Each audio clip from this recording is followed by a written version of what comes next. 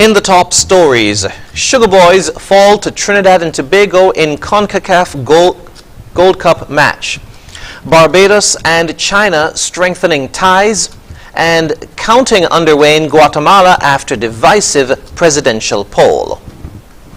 Hello and welcome to the ZIZ Midday Newscast. Today is Monday, the 26th of June, 2023. I'm Jason Davis. Nationally, National football coach Austin Huggins has the right approach as the team looks ahead to their match against the U.S. on Wednesday in their historic CONCACAF Gold Cup participation.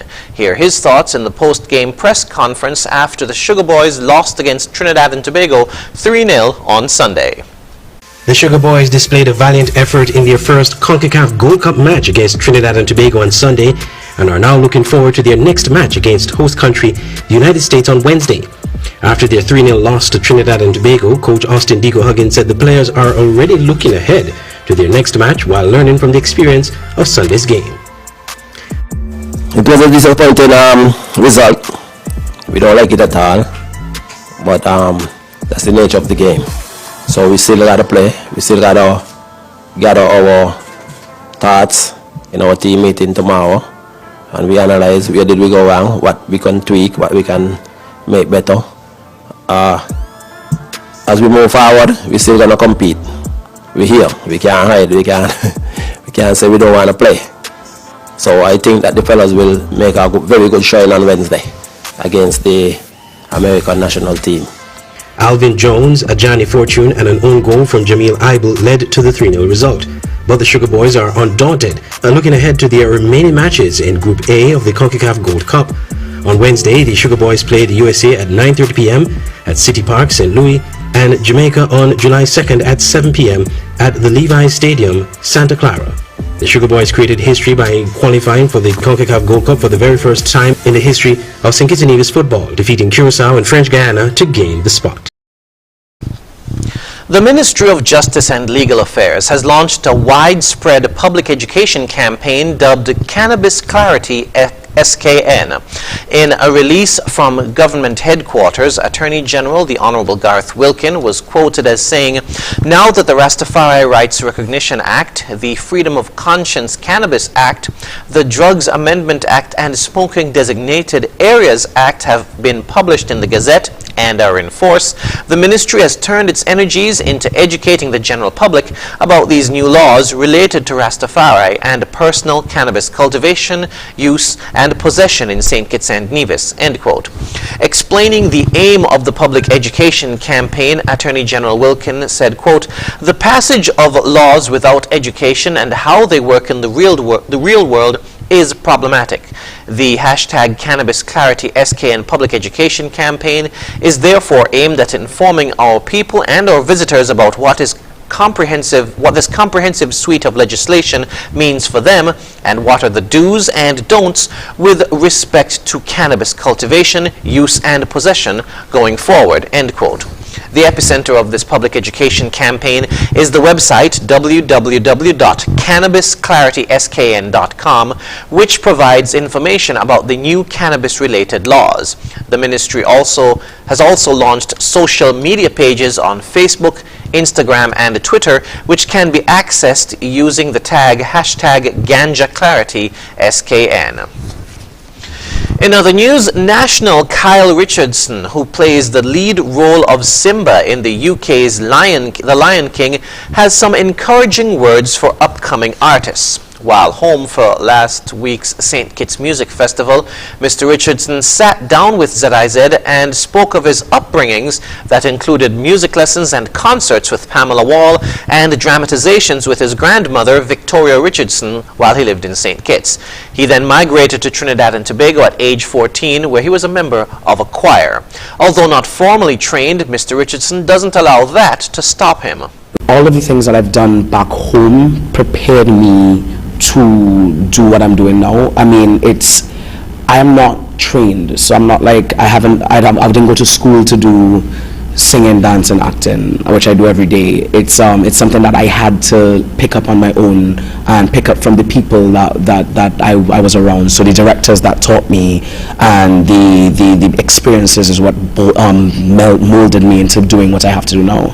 it's all thanks to knowing that, like, every time, like, I thank my background and my support system in the Caribbean, my parents and everything, because I have to actively know that I am fighting to stay out there and do what I'm doing. So for that, I have a bigger drive to do it than people that are out there. I'm not saying that you don't have the same drive, but I'm saying that my drive is a little bit more, because I know that I'm from a small island and I want to do more, you know. He says that he struggles with imposter syndrome, feeling that he's not satisfied with where he is and that he can be better. He advises persons to seek out their strengths and to improve on others. You have to hold on to what your strengths are. So for me, I knew what my strength was going into it. For me, I battle with something with imposter syndrome. So for me, I'm like, I don't think I've made it. I don't think I've done anything noteworthy. I mean, people are like, oh, you're this big, whatever. Yeah, but for me, I'm still working just like everybody else to get better, to do more. And I think that's what keeps, like, keeping yourself humble and keeping yourself moving forward is what gets you the next job. Because the moment that you stop looking and searching for something to grow in is the moment that you stagnate, and it's the moment that you can't get the next job. If you think you're better than the job, or you think that you're not good enough for the job, either one, you're not going to, like, you're stopping yourself from growing. Like, you have to keep yourself in a mind frame of this, okay, yeah, I could do this, and I'm good at this, but I need to be able to do more. I need to be able to get better, you know? He encourages persons to work hard, do what they're passionate about, and not let others dissuade them, as opportunities will find them. Moving now to news on the regional scene. Barbados and other developing countries are being told China is willing to work with them on solutions for financing difficulties and to promote sustainable development. These were among commitments made to Prime Minister Mia Mottley as she held talks with Chinese Premier Li Qiang during her official visit to Beijing. More in this report. Prime Minister Mottley says Barbados attaches great importance to the Barbados-China relationship, and both countries are committed to improving people's lives and promoting sustainable development. She's thanked China for sending medical teams to the island and providing support for its fight during the COVID-19 pandemic. The Prime Minister notes Barbados is willing to strengthen cooperation with China in the fields of agriculture, energy, infrastructure construction, poverty reduction, tourism, culture and education, and jointly tackle climate change and other global challenges. China's premier says his country is ready to work with Barbados to promote the joint construction of a high-quality belt and road and enhance exchanges and cooperation related to the economy, trade, culture and other fields. He says China encourages its enterprises to invest and do business in Barbados and stands ready to import more competitive products from the island. According to him, they understand the situation and special concerns of developing island countries in coping with climate change and other issues. Grenada's Prime Minister Dickon Mitchell says that to tackle the unemployment and underemployment issue in the country, quote, we will first have to revolutionize various sectors in Grenada, end quote. We hear more in this report. Prime Minister Dickon Mitchell says a lack of skills training in various areas must be remedied to adequately address the issue of unemployment in Grenada. The government could only employ so many people. That's the reality. And so it is important that our economy is grown in such a manner that it can absorb the unemployed and that we can create new jobs and create new avenues for persons to get employment. We also have to address the underemployment situation because in many instances there are jobs, but our people don't have the skill set to take those jobs. And that therefore means our skills training, our education system clearly has to be, in some cases, revolutionized if we are able to capitalize on the opportunities that are available in Grenada. In a recent GIS interview, the one-year-old leader went on to say that our educational system plays a key role in addressing skills training as the gateway for preparing the future workforce. Is our education system producing sufficient people who have that skill set? I don't think so.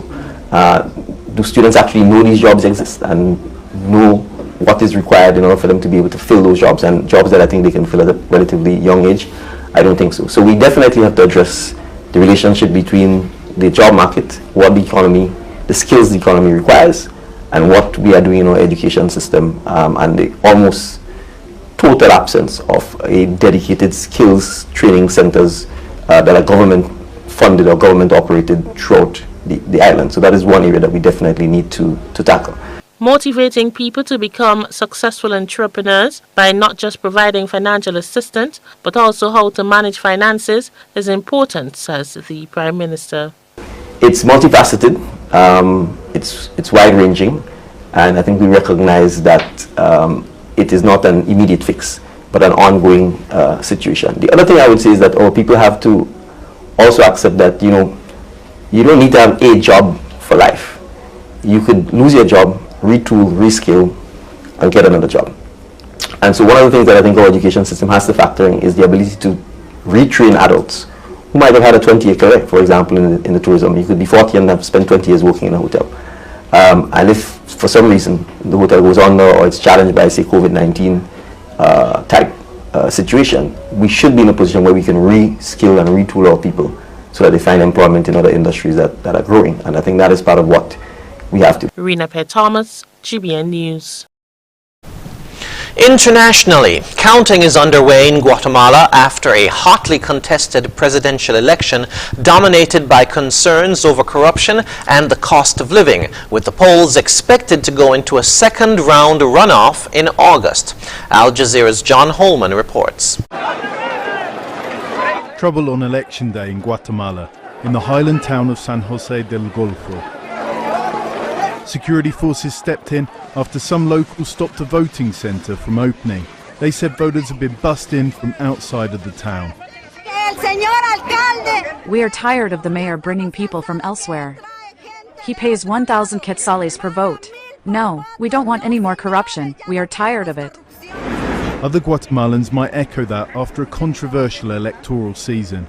In the presidential race, 3 leading candidates weren't even on the ballot come election day, after Guatemalan courts barred them from running. Many suspect their disqualifications were politically motivated. Less than 20% of Guatemalans trust the electoral system, according to a recent poll, and only half of young people eligible to vote registered to do so. There are plenty of problems to fix in Central America's most populous country. Crime is top of many people's lists, with a rising murder rate. There is a lot of insecurity. People go out to work with a lot of fear. We want someone who will take control of the situation so that we can feel relieved about all the crime. Rising cost of living, gaping inequality, and endemic corruption are other long-term issues. Authoritarianism too. Under the current administration, dozens of journalists, judges and prosecutors have been forced to flee or wound up in prison. If this election was meant to mark a fresh start, these images and the run-up to the vote were inauspicious. John Holman, Al Jazeera. And now for the weather. Present weather is cloudy skies. The temperature for today is 31 degrees Celsius or 87 degrees Fahrenheit. Winds are east-southeast at 19 to 28 kilometers per hour or 12 to 17 miles per hour. Seas are moderate with waves of 3 to 4 feet. The weather forecast in St. Kitts and Nevis today will be partly sunny with a 40% or moderate chance of showers. Tonight will be mostly cloudy with a 70% or high chance of showers. Sunset today will be at 6:48 p.m., sunrise tomorrow at 5:39 a.m. And that brings us to the end of the ZIZ Midday Newscast. Join us this evening for these stories and more in detail. Thank you for tuning in. I'm Jason Davis.